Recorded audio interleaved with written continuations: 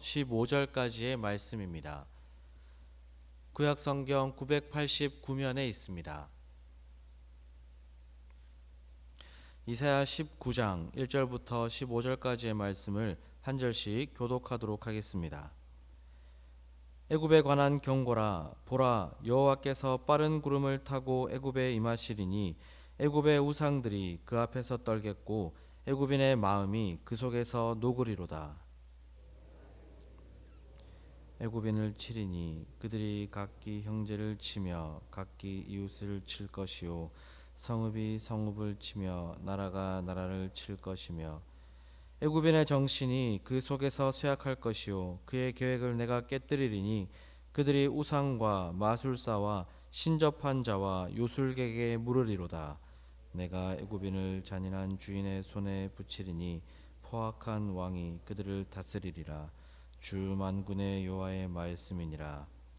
바닷물이 없어지겠고 강이 잦아서 마르겠고 강들에서는 악취가 나겠고 애굽의 강물은 줄어들고 마름으로 갈대와 부들이 시들겠으며 나일 가까운 곳 나일 언덕의 초장과 나일강 가까운 곡식밭이 다 말라서 날려가 없어질 것이며 어부들은 탄식하며 나일강에 낚시를 던지는 자마다 슬퍼하며 물 위에 그물을 치는 자는 피곤할 것이며 세마포를 만드는 자와 배 짜는 자들이 수치를 당할 것이며 그의 기둥이 부서지고 품꾼들이 다 마음에 근심하리라.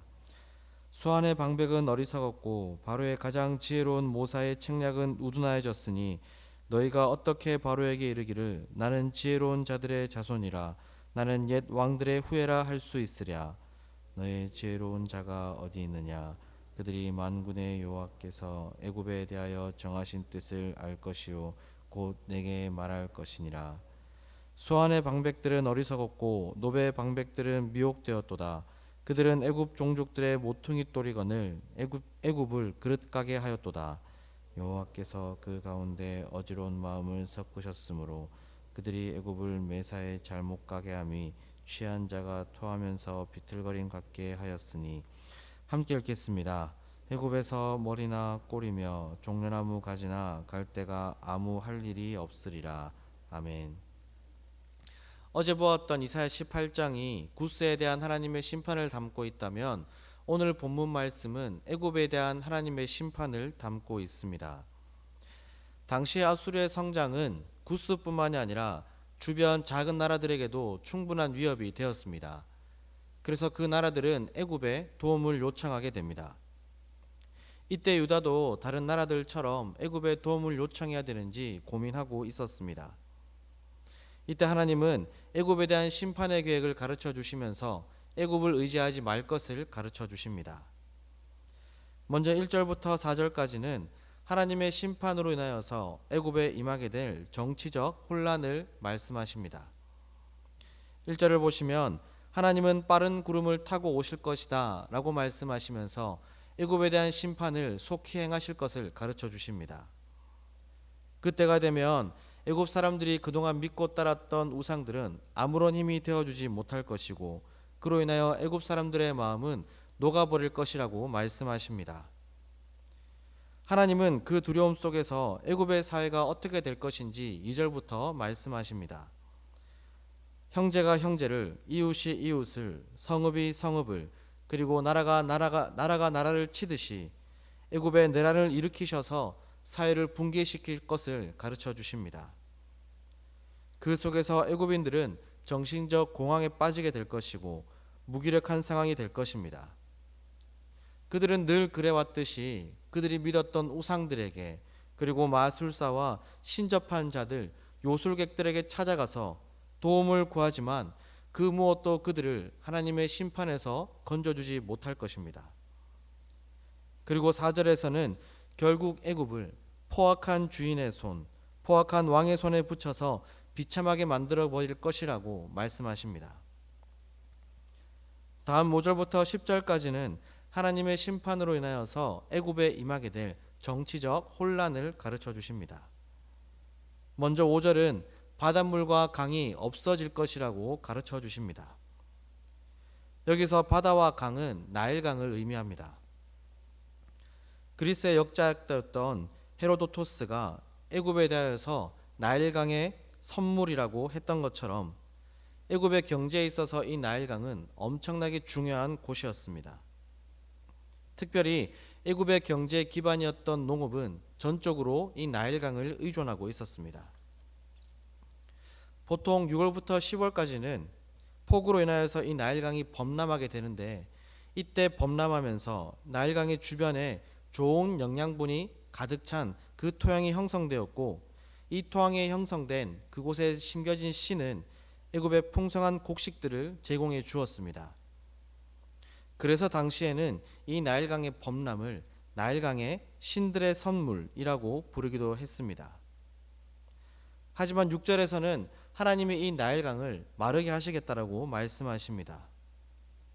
더 이상 이 나일강은 하나님의 심판으로 인하여서 애굽 사람들에게 풍성한 곡식을 제공해 주지 못하고 오히려 엄청난 악취만을 풍기게 될 것이라고 가르쳐 주시는 것입니다. 7절부터 9절을 보시면 나일강이 마르기 때문에 나일강의 물로 일구었던 곡식들은 다 말라버리게 되고, 또한 물고기들도 없어지기 때문에 어부들도 탄식하며 슬퍼할 것이라고 말씀하십니다. 그리고 나일강의 물을 먹고 자랐던 이 갈대와 부들도 없어지기 때문에 세마포와 삼배를 만들었던 사람들도 망하게 될 것입니다. 이렇게 하나님께서 나일강을 치시자 애굽의 경제는 망하게 되었습니다. 농업과 어업과 또한 직조업이 망하게 되면서 품꾼들도 탄식하게 되는 것입니다.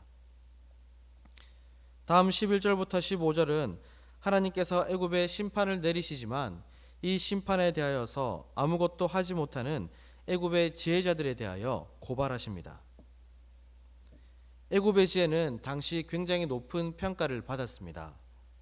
그래서 솔로몬의 지혜로움을 표시할 때에도 애굽인의 모든 지혜보다 뛰어나다라고 표현하기도 했습니다. 또한 11절에 나오는 애굽 땅 중에서 이 소안이라는 곳은 특별히 더 지혜로운 땅으로, 지혜로운 사람들이 많은 곳으로 알려진 곳이었습니다. 애굽의 옛 왕들로부터 지혜를 받았다라고 평가될 만큼 이 소안의 사람들은 굉장히 지혜로운 사람이라고 알려졌던 것입니다. 하지만 하나님께서 애굽을 심판하시자 그들의 지혜로움은 무능한 것이 되어버리고 말았습니다.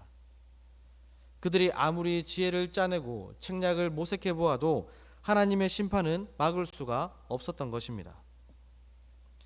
너의 지혜로운 자가 어디 있느냐라는 이 질문에 대하여서 아무런 대답도 할 수 없을 만큼 그들의 지혜자들은 하나님의 심판 앞에서 무용지물이 되어버리고 말 것이었습니다. 지혜로 유명했던 소아는 이제는 어리석다라는 평을 받게 될 것이고, 애굽의 수도였던 놉은 백성들에게 하나님의 심판에서 벗어날 여러 가지 방법들을 내어놓지만 그것은 전혀 아무런 도움이 되지 못할 것이었습니다. 하나님께서 애굽의 지혜자들의 마음을 어지럽게 섞으셨으므로 그들은 마치 술 취한 사람들처럼 갈질자로 걸어다니는 것처럼 애굽을 위태위태하게 잘못된 길로 인도할 수밖에 없는 것입니다. 이렇듯 애굽은 하나님의 심판으로 인하여서 결국 망하게 될 것이고, 그들이 가지고 있던 지혜도 무용지물이 되어버리고 말 것이기에 유다는 애굽을 의지하지 말 것을, 애굽을 의지할 필요가 없음을 하나님은 가르쳐 주셨습니다. 그렇다면 유다가 진정으로 붙들어야 했을, 또한 의지해야 할 그들의 위기 가운데서 안전하게 지켜 보호해줄 그 존재는 누구였을까요? 마르지 않는 샘물처럼 유다의 풍성한 은혜를 베풀어 주실 그분은 누구였을까요? 참된 지혜, 하나님을 아는 지혜를 주사 하나님을 바르게 예배할 수 있도록 도와주시는 분은 바로 여호와 하나님이셨습니다. 유다는 하나님만 붙들면 되었습니다. 아수르가 위협이 되든 구스가 위협이 되든 애굽이 위협이 되든 그들은 모든 대적을 물리치시사 유다를 안전하게 지켜주실 그 여호와 하나님만 붙들면 되는 것이었습니다. 그러면 하나님께서 넓은 품 안에 안아주시사 참된 지혜, 하나님을 아는 지혜를 주셔서 하나님을 바르게 예배할 수 있도록 유다에 풍성한 은혜를 베풀어 주실 것이었습니다. 우리도 동일합니다. 하나님은 오늘 이 이사야 19장의 말씀을 통하여서 우리가 온전히 하나님만을 붙들기를 원하십니다. 돈이나 명예도 또한 사람들로부터의 인기도 그 무엇도 우리를 안전하게 지켜주지 못합니다. 세상의 수많은 소리들도 참 지혜가 아니기 때문에 우리를 어지럽게 할 뿐 바른 길로 인도해 주지 못합니다. 오늘 기도하실 때 우리가 가지고 있는 모든 어려움들과 문제들을 하나님 앞에 다 내려놓고 기도함으로 하나님께서 다 문제를 해결해 주시고 우리들에게 풍성히 부어주시는 그 평안을 경험하게 되시기를 주님 이름으로 축복합니다. 그리고 하나님이 참 지혜를 주시사 하나님을 아는 것으로 참된 기쁨을 누리고 하나님을 바르게 예배하시는 저와 모든 성도님들이 되시기를 소망합니다. 또한 마지막으로 나라를 위하여 기도해 주시면 좋겠습니다. 우리나라가 다시 한번 하나님 앞에 바로 서게 되도록, 오직 하나님만을 예배하는 나라가 되도록, 그리고 특별히 대통령과 정치자들에게 참된 지혜를 주셔서 하나님을 경외하는 마음으로, 하나님을 기쁘시게 하는 마음으로 우리나라를 다스리게 해주시도록 나라를 위하여 기도해 주시면 좋겠습니다. 함께 기도하시겠습니다.